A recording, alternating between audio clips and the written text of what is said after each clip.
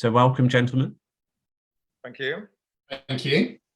Good, and happy Friday to everyone. So, look, Volution, first of all, actually, before we go to the Volution, I think, Jonny, we met a few years ago, I think, back in my Bloomberg days, perhaps either or in London or Bristol. And I think from memory, your previous business was it Armada Ventures? Yeah, or am I correct. barking up the wrong tree there? Yeah, absolutely. I was helping B2B SaaS platforms and fintech businesses raise typically their first or second institutional check into their company. So kind of A round and B round fundraising mandates was the focus then, which is kind of how we got to where we are today partly. So yeah, that's right. Good. And then James, where with yourself, the previous life to Volution, in brief, I suppose we don't want to go back to kindergarten, so just how you got involved in I'll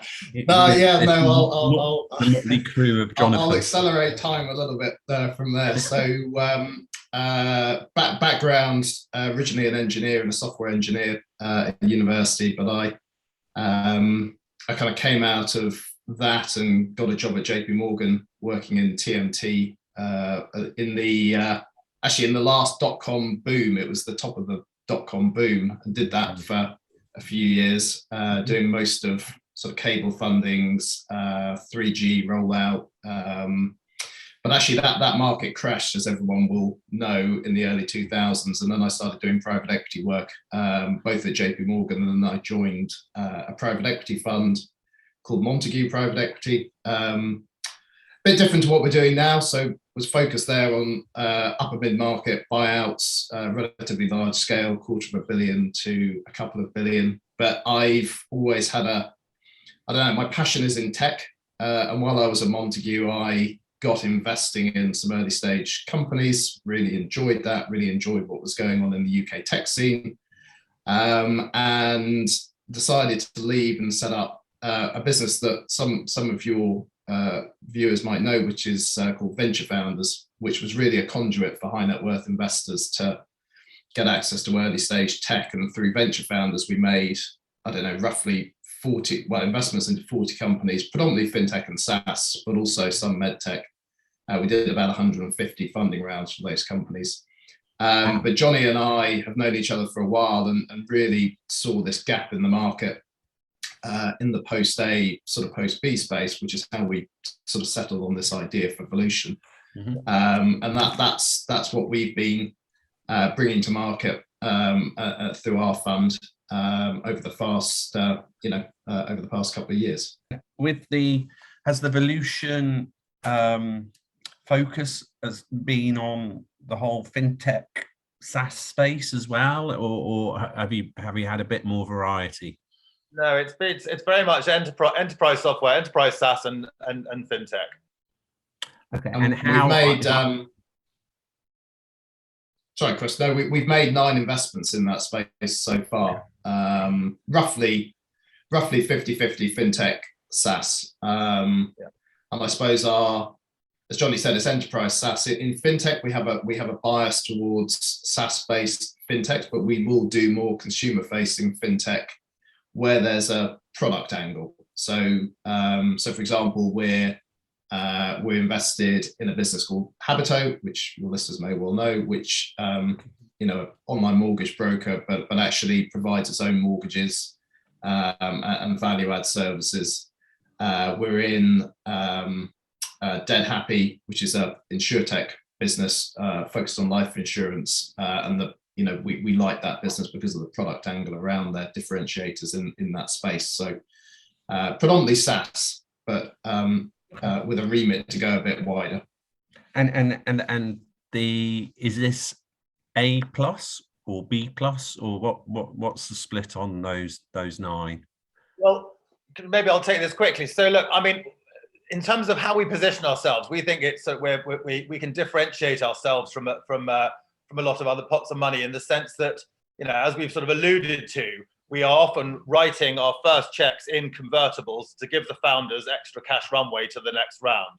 Okay. What that basically looks like is it's often, bridge to the B round or bridge to the C round. So as I used to often talk to CEOs and founders about, getting the right quality investor, the right type of investor at your next round is key to ensuring that having the right sort of journey to exit. Mm-hmm. And so is it better to get some more cash runway now, push out your round until you've really got your metrics and everything nailed down, and then get your tier one investor at the B or C round?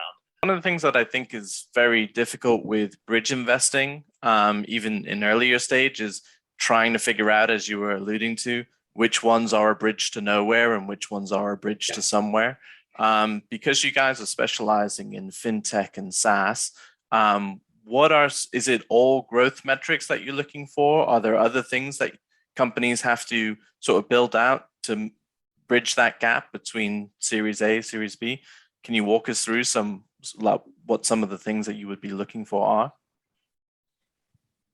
Yeah, Jonny, you or I? Yeah, we take one we're looking at the moment, one of our portfolio where we're going to do an extension round for them. Sure, a lot of it is obviously very, very metric driven, but also it's, about the team in terms of, in this particular example, they've recently really filled out their C-suite and filled a lot of gaps in their headcount, which it seems to be underpinning the future growth and future metrics. So, are they built for scale? Do they have the right team to do that? And it might sound like a simple thing, but a lot of companies are sometimes find it tough to hire the right people at the right time at the right cost. So, do they have the team built for scale, and have they got evidence they've been able to get to the early part of the metrics? If they can get the early metrics, then let's help them get to the next stage. So, a lot of it is very metric driven and team driven, really. And I guess the third piece of that equation is what's changing in the competitive landscape for them. Is there M&A going on? Are there some corporates coming in? Who else is getting well funded? It's kind of those pieces of the jigsaw, really. Is there a lot more exit focus and exit planning that goes on between A and B, or is it still a bit early for that? Still a bit early, I think. Everyone has different views on sort of exit narrative, don't they? My personal view is it's too early, and focus on the journey and building the business, and that conversation comes quite a lot later on, I think. I think there's a real customer piece. I think that having invested in a lot of SaaS, and a lot of your listeners will know this, that the execution journey between A and B, I think some management teams either deliver on that well or fail to deliver on it, and either need sort of rejigging or support. I think there's a real customer piece. One of the things that we regularly find is companies, you get that capital at A, which is great, but you actually haven't nailed down your ideal customer, and you're probably still selling very widely and at kind of very different levels. And actually really nailing the focus around who your ideal customer is, how you then build that base. But those are the companies that we see that go on to be very, very successful. I think you touched upon it very briefly earlier, but where's this hose pipe of cash coming from? Who are you tapping up here? Well, look, I think, and I listened to some of your other guests on their podcast before. The comment has been made a few times that the fundraising journey for LPs in venture funds is kind of a 2-year journey. We looked at it. We were slightly more eager to get up and running and impatient, and we had this deal flow we wanted to do. And you know what it's like. If you're sitting on a plane doing fundraising for 2 years, you're missing that deal flow you want to get done, and you're missing doing deals. And I think actually Camilla from ECAT, you had a similar conversation with her on this. And so we thought, how do we get up and running and get to market quicker? And so the sort of first amount of capital we've brought in has been, where's it been? It's been sort of UK and Channel Isles, high net worth investors and small family offices, which was a quick route to us getting ourselves seeded to enable us to do our first couple of handfuls of deals. And we've now got to a certain size where we've just been starting to talk to institutions. So we just had our first institutional pitches.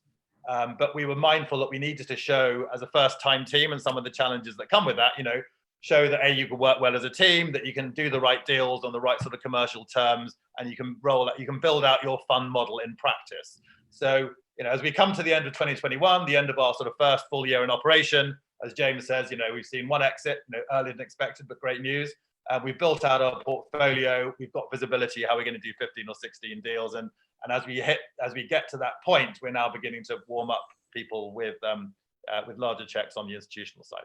And I suppose looking to the year ahead, we're coming towards the end of 21. Looking at it optimistically, are we going to continue to push ahead, I think, in the industry and see probably record numbers of deals in 22, or do you think there's a red herring or a banana skin hidden away somewhere that could throw a spanner in the works? God, that's 3 corny phrases in one sentence. Corny phrase bingo.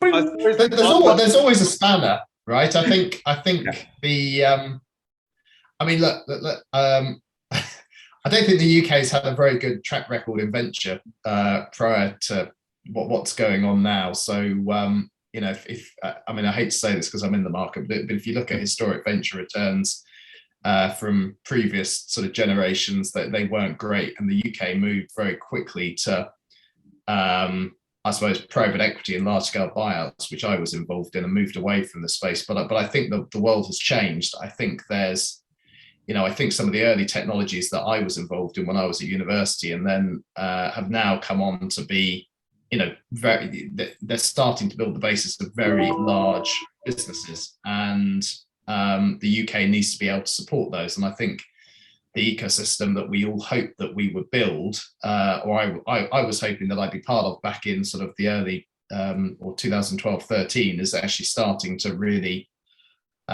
take shape. So I think there will be more capital flows. James, can I just stop you there, because that's a really interesting point. So you're saying the ecosystem you hoped that we build from 13, 14, what's that look like? Is it because we're getting more and more later stage funds that are investing and helping those businesses stay in the UK? Because obviously we always used to see that whole big US company comes in and buys it, or they go to the US and then big US company buys it. I mean, what's kind of keeping the British ecosystem, I suppose, on track to become a great centre for growth? Yeah, there's still too much of that. I mean, I think, I mean, just to be open with you, the exit that we've had, although it's been a phenomenal return for us, that company has sold to a US large financial institution, and there will always be a question. Although I think it was the right decision, there'll always be a question as whether we sold, whether that company sold out too early. I think when I talk about the ecosystem, when I first got into venture investing, the seed and the A market was broken, and actually I think we've gone a long way to fixing that. But that clearly has had its challenges in terms of driving up valuations and everything that's going on in that market. I think, James, when you say broken, very quickly, how is it broken? There wasn't enough capital. I mean, this was early days of, this is winding about 7-8 years ago. This was early days of the UK tentatively trying to build an ecosystem that could support our ambition to build build the next generation of tech success stories. And I think a lot of focus and government focus has been put on providing capital to that stage, VCTs, Enterprise Capital Fund Program, EIS, SEIS. It has worked, and it has the Future Fund.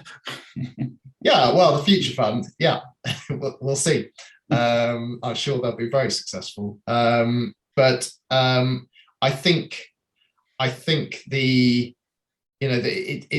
the journey past A which still needs work. And I think, but one thing I think the UK has done really well is where in the past we never had the success stories, we are starting to see them. So the dark trades, the Deliveroos, TransferWise, Currency Cloud, Revolut, Currency Cloud, all these unicorns that we're now, are starting to get some serious interest from both, I suppose, UK based private equity funds, which I'm seeing starting to move down, US funds, but also actually, hedge funds. It's interesting to see that actually LPs are now seeing this as a viable asset class to invest in. They would not have touched venture 10 years ago, right? I've got an allocation to private equity. These guys deliver me 2 times my money day in, day out. It's stable, it works. But actually, their alternatives bucket now is more focused on a more diverse set of returns. So I think that's when you say venture, were you saying venture as an entire asset class or specifically UK venture? Okay. No, specifically early stage investing, which I my experience of LPs from my sort of Montague days were, they're very happy to invest in someone who will, relatively stably deliver them 2.5x their money, but touch the early stage stuff. Oh no, it's a bit too risky. But actually, I think they are allocating. I think Omers is quite a good example of that with what they're doing in the UK and what Harry's doing. But I think there will be greater focus on those funds investing in early stage fund managers and maybe even directly. So I think that hopefully is where the UK will be heading. And actually, to Chris's point, we might not have to sell these companies out to their US sort of counterparts or big strategics. Hopefully we can keep them in the UK for longer. Because there's more capital to fund them, Yeah, I think, there was an article in the City AM this week. I think Anthony sent it over. 121 tech IPOs in the UK this year. I suppose that helps. It depends on, how long some of these publicly listed tech companies actually don't get bought by their US or Asian competitors, I suppose. I've got the title here. Powered by Darktrace and Wise, IPOs in UK jump 310% in a year, with 113 companies listing in London. Okay, but obviously there was probably a bit of a hangover from 2020 that's bulked up those numbers. But I think the other interesting thing was July and August were like a record 2-month period, for which obviously all those lovely people at the LSE must have been moaning about, because they probably would have been sunning their bodies usually at that time of the year, not this year. Anyhow, sorry, Neil, if you're listening. So going back to your really interesting point, James, and I'm sorry I'm labouring this, but I agree with you that we could be on the cusp of, I suppose, greatness, that the UK actually does build a technology ecosystem that, the top 20 FTSE 100 companies, 5 or 6 or 7 of them are, you could call them digital businesses. I suppose, the caveat is exactly that as we look out over the next 3 to 5 years, maybe up to 2030, the shape of all businesses in the UK, I would hope and imagine, are going to become more digitally orientated, because in some of the industries they have to survive. So just curious if either you or Jonny have views on, I suppose it's a bit of a bigger picture question, but do you feel that the businesses you're investing in now are set to become, future industry leaders in their own right, or are they ripe for that sort of big, if it's fintech, big bank to come along and for that particular technology to become a big part of that suite of products, or how that business operates? I think it's a mix. I think if you looked at our portfolio, there's sort of 1 or 2 that have made statements that they wish to access the public markets in 22 or 23, and they're getting to the scale sort of above 30-40 million in revenue where they can do that, getting their own banking licenses and things from a fintech side. So those sort of people who, whilst they're certainly category leaders today, would go on to remain an independent category leader. I think there's others that it's clear that whilst they're getting quite punchy and large on the revenue and valuation side, they will always be a target of a US corporate, an Oracle or whoever it may be, because they just fit into their roadmap and their product suite. So it's, without being flippant, it's a bit of both, I would say. But maybe if you asked that question 5 years ago, you would think that there'd be a very high percentage would be acquired and just fitted in as a product to a larger tech outfit. Whereas now the pendulum has swung more towards those that will remain independent in their own right and remain category leaders, maybe in the yeah. I mean, there's probably a couple, Jonny, isn't there, where they've used technology in a very clever way to solve a problem that's not novel, right? It's not a new problem. There's already existing businesses that do what they do, but the technology advantage that these guys have just make them a category leader. And you could see very clearly that they themselves could be the acquirers rather than the being acquired. And you could see very easily that they could build very quickly large and profitable, scalable businesses by hoovering up really outdated legacy companies. And I think that's quite exciting. And I think ultimately, whether that ends up in a listing or whatever it ends up in, but I think that's one of the changes that I've seen, which is, so particularly in two cases where you just look at them and you look at what they've achieved and why they're so successful. It's because they've got a competitive advantage with their technology, which no one else can replicate or hope to do. So I think, if we can find more of those, well, I say we as Volution, but actually the UK as a whole, I think we can build a very interesting, track record of success in this space, and attract the capital that we all hope that will be there. Yeah, and I think to your point earlier, that journey will be elongated. There's enough capital to fund them as an independent for longer, as opposed to selling out earlier. And I think we have touched on this. The UK government, obviously, some classic headlines around Peppa Pig in the recent week or so.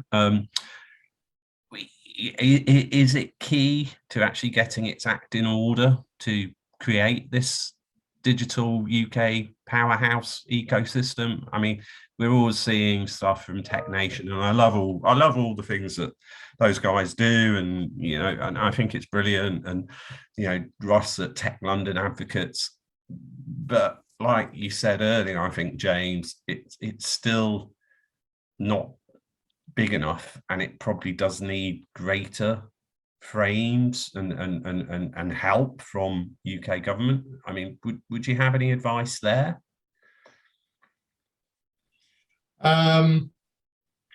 Well, so I think the UK government has been effective in certain parts of the market. I don't think there can be any doubt of that, and certainly if your listener base is venture funds, in spite of the EIF disappearing, actually the UK government has been the largest investor in venture-backed or venture-style funds, and through its VCT and EIS program. So I think there's a lot of good that they've done. I think there's a lot of support that they've provided. I think where they've been trying to, well, certainly I saw a couple of years ago, they were trying to be more helpful, was trying to encourage pension funds to invest in this asset class, which I think ultimately wasn't going to succeed. I don't think the government slapping requirements on pension funds to put their money into this was ever going to be a success unless the UK started demonstrating that we could do it. And I think now that we're starting to demonstrate we can do it, just naturally that dynamic will change. Really interesting perspectives, guys. I suppose we're coming to the close of the call. I mean, it's a bit of a curveball, but I suppose from a Volution perspective, or just in general, I mean, what's the I suppose the fear or the clang that you really worry about with the business? Because it sounds like, and I don't want to cast any doubts on this, the business sounds brilliant, it's really going well, I'm really happy for you both, and and I love seeing success stories like this. But is there something that you fear might be a you know, a problem lurking that you want to avoid, or more generally, you know, we've touched on a lot of things about the wider ecosystem. Is it something in the wider ecosystem that you worry about? Just kind of, if you could maybe tackle that. Yeah, one thing that springs to mind, I wouldn't say it's a worry, it's probably softer than that, but it's just sort of out there, probably in backs of some people's minds, is, you know, there's a lot of pots of new money that have come into the venture space. I think I read something recently that something like only 40 or 50% of sort of B rounds done in Europe or the UK, I can't remember, over the last year have actually come from traditional VCs, because there's been these crossover pots of money, there's been hedge funds coming in, and, you know, that's driven valuations up. And so there's, you know, one is always mindful that, you know, or if you are able to control that, or to answer your question, do you want those valuations to keep going up constantly, or is the, you know, can it get overinflated? So just mindful that the price increases and the frothiness doesn't over bubble, you know. So it's ensuring that a consistent slow growth is great, but you don't want it to get too carried away. Because, you know, from a fundraising side, you know, new investors coming in also need to be mindful of their returns on it as well. And you're paying a high price in, you've got to get a higher price out. So I suppose it's just that, that piece in the background.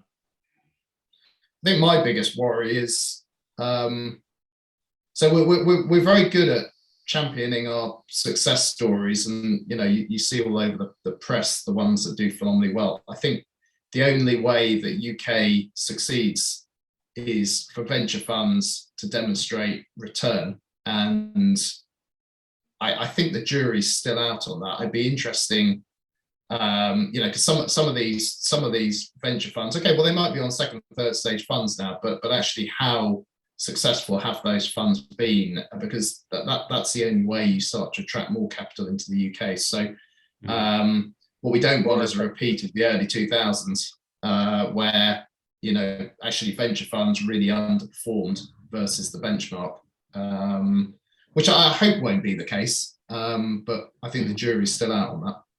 So you're saying we should be more opaque and transparent in terms of returns, because a lot of the funds out there investing today haven't ended, well, they haven't had an end of life yet. They may have 3 or 4 funds up and running, but none of them have actually come to a conclusion. Yeah, but that's why I like Augmentum's model, right? Which is, I like the fact that you can price it daily, right? It's not opaque. It's I think it's difficult for fund managers in a GPLP to, you'll never get any degree of transparency unless you are an LP.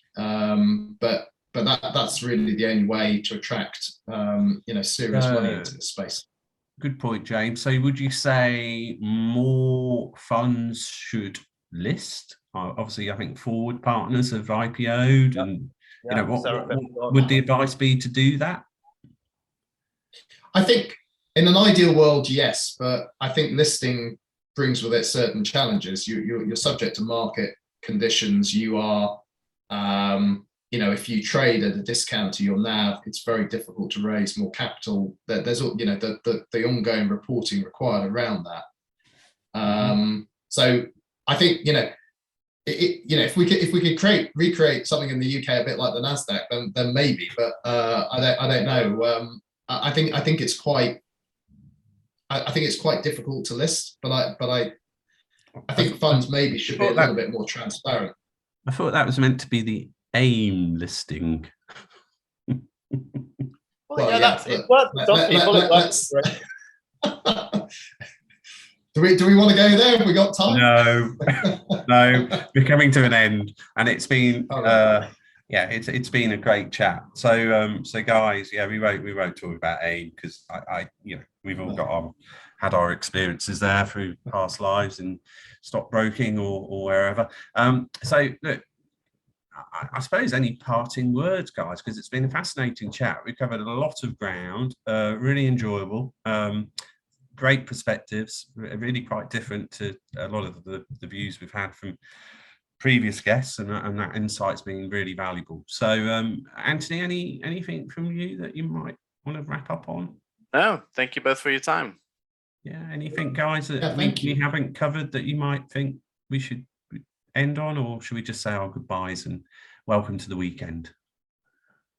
No, I mean, if anybody, if any of your venture listeners or companies are interested in what we do, then very happy to reach out to myself or Jonny. We're very approachable, very open. All details on the website, are they? Or yeah, best way. Yeah, great. Thank you, Jonny. Thank you, James.